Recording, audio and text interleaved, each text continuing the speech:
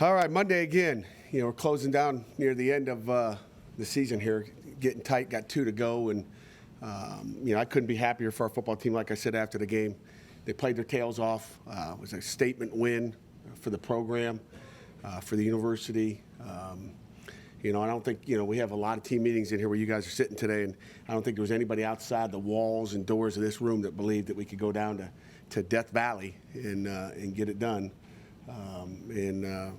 But the kids in here believed, and that's what we tell our guys all the time is as long as we have belief in what we're doing, how we're doing it, don't lose faith in what we're doing on offense or defense or special teams, keep plugging away and good things happen. We were so close so many times this year to really getting one of those top 25 knockoffs, and for whatever reason, you guys can decide whatever the reason was, but we didn't get it done. A couple things, obviously, we knocked off the number 2 team in the country, became bowl eligible at the same time, which is, I guess, a nice relief. We ended the nation's longest home winning streak of 21 down there. I don't think they lost a home game since 2014, which is, just one of those things that doesn't happen very often there. I mean, they got the fans behind them. They got the city behind them and the state, and we did a heck of a job there. Went in facing the number 12 defense in the country that was giving up 15 points a game and put 43 up on them. I think that's a major accomplishment. And you look at what our offense has done all year. You go against the top 15th ranked team and in defense and do that to a team that hadn't given up a touchdown in the first quarter. We got 2 of them in the first quarter. One of our goals was to start fast, and we certainly did that.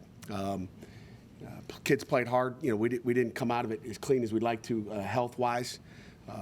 We did lose a guy for at least the next couple weeks, Jordan Whitehead, that, I don't usually talk about injuries. But with the guy of Jordan's significance and probably you guys saw him with a blow-up bag on his arm. So probably no secret that he was, not going to walk back out this weekend. So I figured I'd at least let you know about that. So he'll be fine. We hope to have him back, for a bowl game. Don't know, when that'll be or exactly when, but he's doing well there. The biggest thing, obviously our kids need to do now, and we've done a great job every week of refocusing on the next one. And Coach Cutcliffe's bringing a very confident Duke Blue Devil team into Heinz Field on Saturday at 3 o'clock, and they're playing as well as they've played. They got a redshirt quarterback that really, Dave Jones is playing really well. He's accurate. He can run. He does a lot of different things with the ball. Very, very smart with what he does with it. But they're very confident coming in here, and we'll have to refocus our guys. Like they'll have to refocus. They're coming off a big win as well against North Carolina, a ranked team. So it's 2 teams coming off a big win that got to go play ball again. And like I tell our kids every week, it doesn't matter what you did a week ago. Nobody cares on Saturday afternoon at 3 o'clock what you did last week, win or loss. Nobody cares, and nobody, people forget real fast what happened down at Miami after you beat Clemson. Except the coaches don't forget. Unfortunately, we remember those things. But offensively, Zach Roper's our offensive coordinator, does a great job. The Roper family's got a long tradition of coaches, and I know the dad was a great high school coach and college coach, I believe. He's got brothers that that I got a relationship with, but run a spread offense. We're not going to see much 2-back offense at all. Like to throw it around. Been very productive through the years, and as you know, Coach Cutcliffe's a quarterback guru and offensive guru, so he'll have a lot of say in what they're doing, and they're very talented, and we're going to come in here and probably do what they do. Defensively, Jimmy Knowles is their D coordinator, does a great job of, probably more like a 4-2, 4-3 defense. Very sound, very smart. Going to make you earn it. They'll bend a little bit, but they're going to make you earn it. Keep things in front of them. They don't give up many big plays, and as always, it'll be a ball game. I guarantee you that. They're well coached. It was a great game down there last year, and I'm sure they're looking for revenge off of last year. So with that, I'll open it up for questions. Okay, you guys have one? This is sort of like the anatomy of a stand, if you will. And if you had some time, perhaps, to look through the plays that led to your defensive sequence that forced the ball back in your hands. I know you were asked a couple questions in the postgame. You hadn't had time to look at the film yet or anything, but especially in first and second down, talk about what puts you in position to make the third and fourth down stops, like make them lose a yard on first down and then luckily having not moved the chains on the You second. know, I watched so much Duke tape this morning, I forgot. I remember the third and fourth, but the first and second, I don't really remember. I just know we were, at a third down and 1.5 probably, and we had a timeout, and we really had two defenses in the huddle. Two different personnel groups depending on what they came out, and they came out in big people, so we came out in big people, and Allen Edwards made a heck of a play. You talk about a guy that just keeps getting better, kind of like, their quarterback. The more reps he gets, the better he's been, and he made a nice play on the third down and 1, which, gigantic play. I mean, they get the first down there, the game's over. I got to, use my last timeout that I was trying to save. And again, I think you get a tribute to the defense and what they did, and they believed.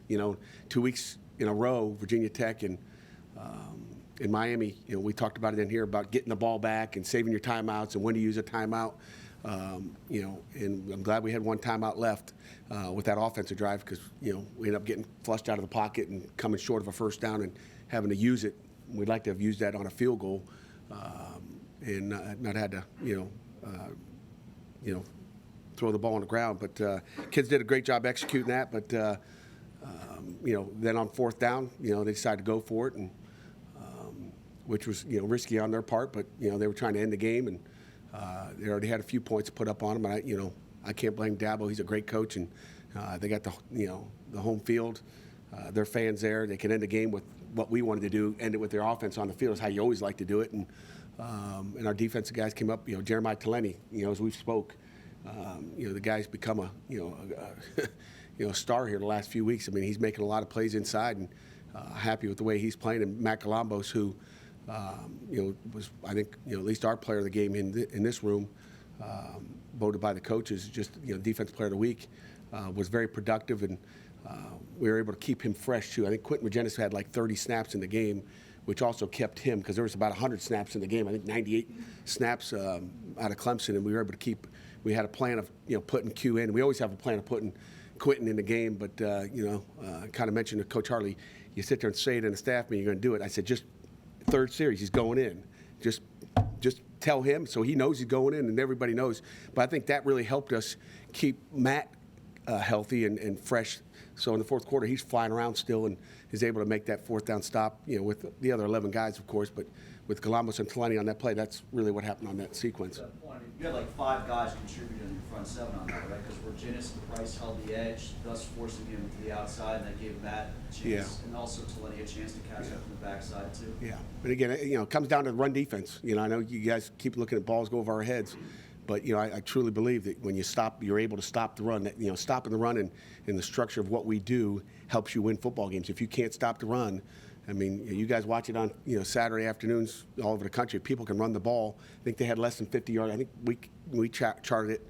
We don't count quarterback scrambles for yards. We kind of count it like the NFL does. They had 44 yards rushing, and we felt that was our advantage. They hadn't tried to pound it for a while in the game. They wanted to throw 70 passes, and rushing defense wins you football games. Does that sort of underscore what you said a couple of weeks ago after Tech about Taleni? Like you said, you kind of upset yourself that you hadn't put him into that game. Yeah, I mean, Taleni and Amir Watts both, and Amir got dinged up a little bit, but we were I think I said it last week. We weren't upset that those two guys had to go start that game. We felt good with the depth there.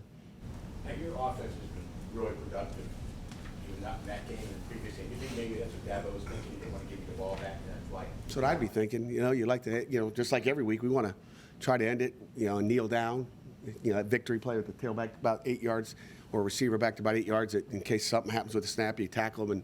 But that's all goes into it. I mean, people can look back and say, why didn't you punt it? Then punt it to Quadri Henderson and let Quadri take it to the house. Who knows?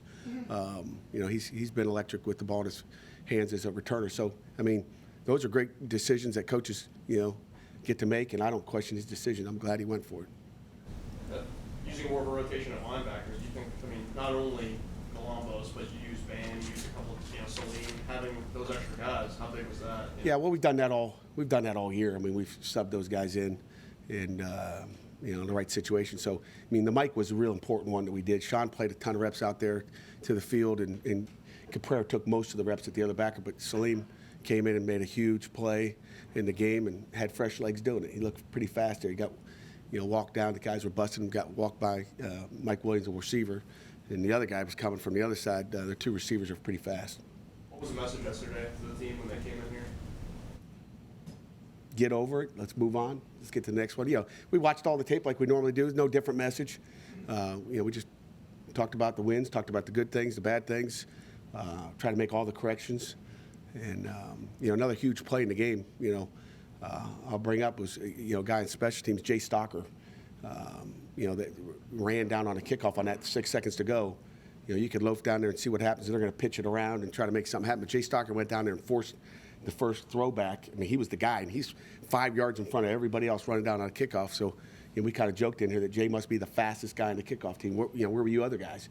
But he flew down there and forced a bad lateral. And, Coach Powell did a great job at coaching up what we wanted there in that situation. And we've seen that happen. Miami Duke a year ago.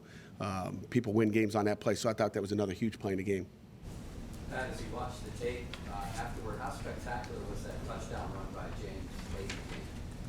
It was big time. He showed that he's got speed to get to the edge. It was not a slow defense, I might add. The stiff arm and breaking out, that was huge. I believe that was after a Salim Brightwell interception, correct?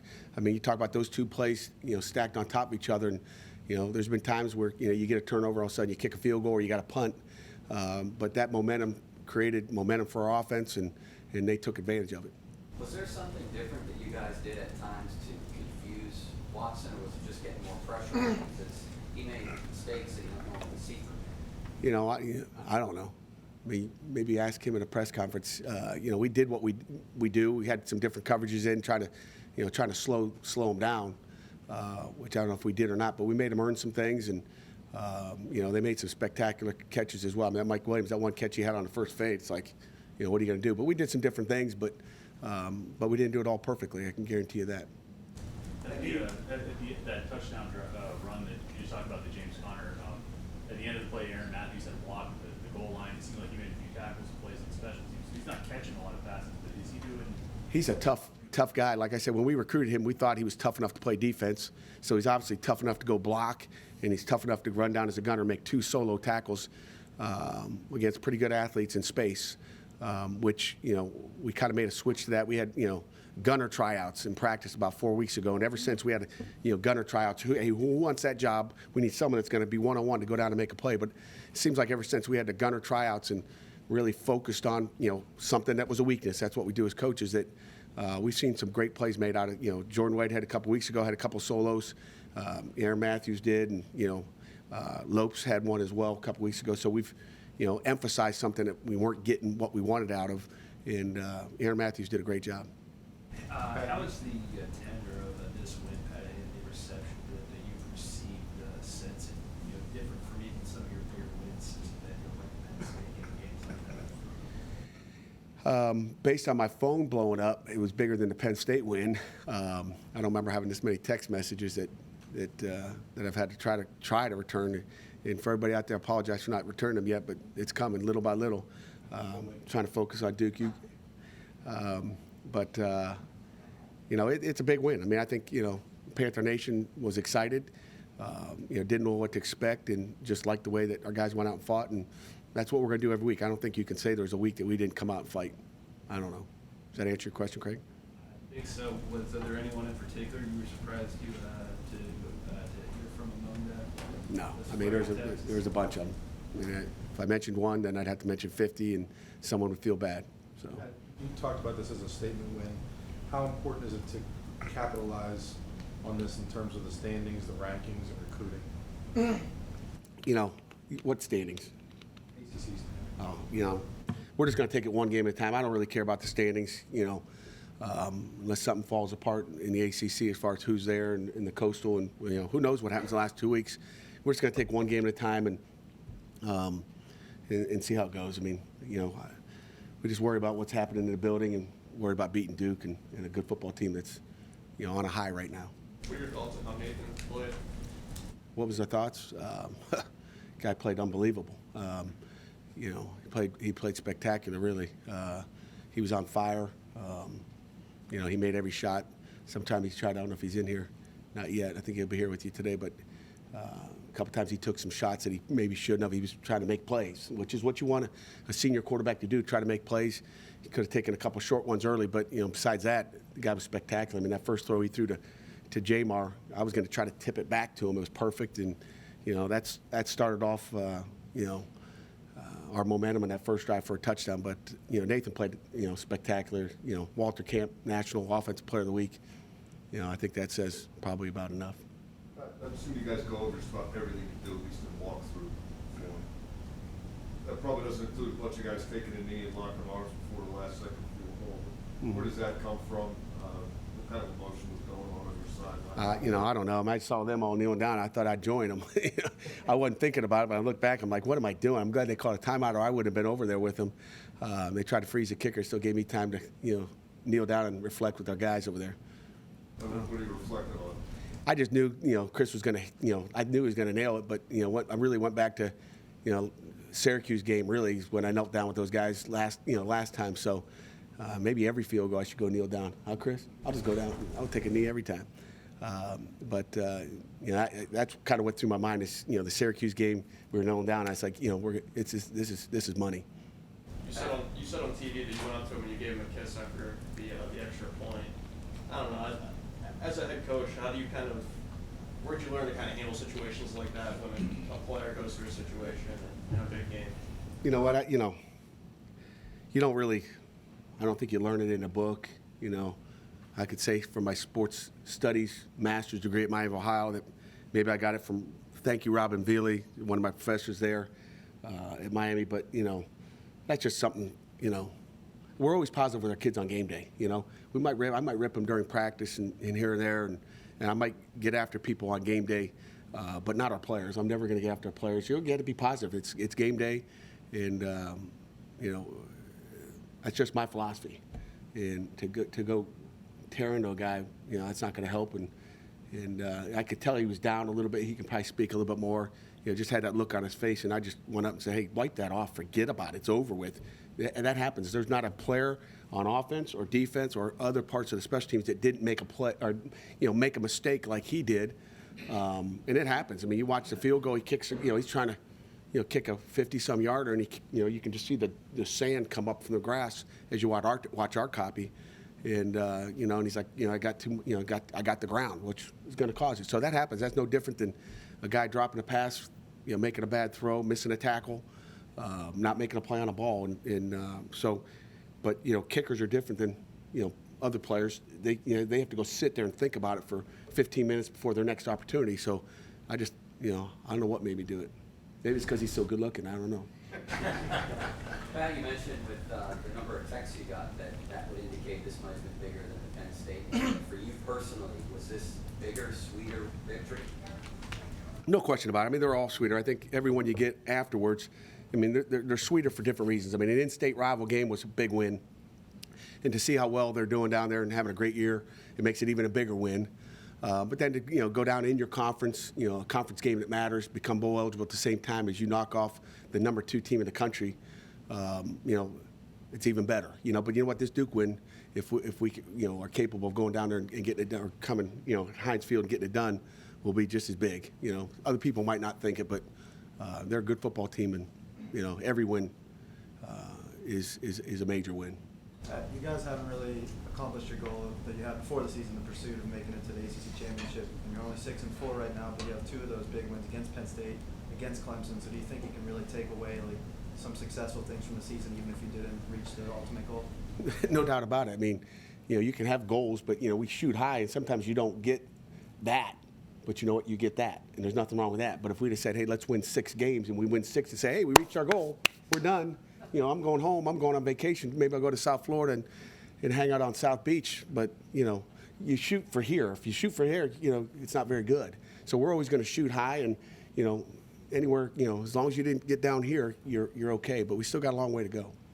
When it comes to the precision with which you guys have all that ball handling in your offense, how much drilling does Matt do with the offensive players in terms of timing and the precision of the shovel passes, the handoffs, the jet sweeps, things like that? That's what we do every day in practice. And we start off, we have a TTO period, which, I don't know if the media is there that early. I mean, I don't know when you guys go get a coffee and a donut. But we do that. The first thing we do, just kind of without the O-line being there, just, working all the the mechanics, I guess you would say, of what we do offensively, and then that's what they rep full speed with the O-line when we get to team pairs near the end of practice. But it's what we do, and you know, we work at it every day. Put a final question for each of our players. Some psychologists might say when a person has success in any walk of life, the tendency is to relax. How do you fight that as a coach with 19 and 20-year-old kids? You know, it's like I told our guys last night, you know, and again, I'll steal this from Mike Tomlin. They got it up in their locker room, and really his motto is the standard's the standard. I told him, hey, the standard is up here. Anything less is not good enough. I've seen what you guys can do when your energy's high, your emotion's high, and you're hitting all cylinders. So, you know, do we do that this weekend? I don't know. But, you know, that's the challenge as a coach and as a player to mentally get your mind to the point where you play like that every week. And I think you learn how important it is when you put it in your mind that, hey, we can go do this, we're going to do this, we will win, and then you do it, they understand that they mentally have to prepare that way every week. It doesn't matter who you play. Coach, thank you very much.